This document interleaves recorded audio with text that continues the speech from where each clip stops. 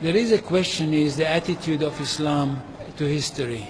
And in fact, what we find, the basic attitude is that all history is in fact an Islamic history. That means that all the major figures of history basically are Muslims. From Adam down to our own time.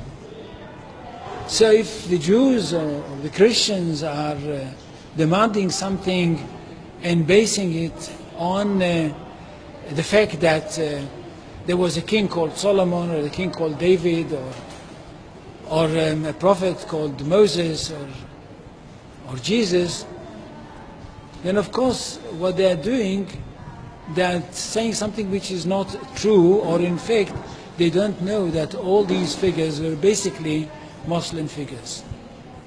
They were, in fact, since the creation of the world there is only one religion, and this is the religion of Islam. So if anybody says, look, there is a place which is connected with Solomon, and that's the place where the Temple of Solomon stood, a true Muslim would tell you, yes, absolutely right, but don't forget that Solomon was a Muslim. And David was a Muslim, and Abraham was a Muslim, and Isaac was a Muslim, and Jesus was a Muslim. And this is what I mean by the Islamization of history. And you can understand that through Islamization of history, you've got Islamization of geography. Anywhere which was connected with these people, or with these prophets, which were all Muslims, becomes a Muslim territory. And therefore, when Islam was not in that area before Muhammad came to it, but it should have been there. In that area, I mean in the Middle East or other parts outside the Middle East, which are now Muslim parts. Any place like this had to be freed, not to be conquered, had to be liberated.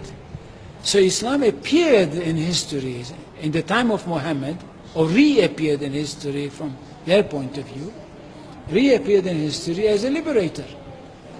And therefore there is no Islamic occupation. If somebody occupied anything, it would be always somebody else, not the Muslims. So there is no Islamic occupation, there is only Islamic liberation.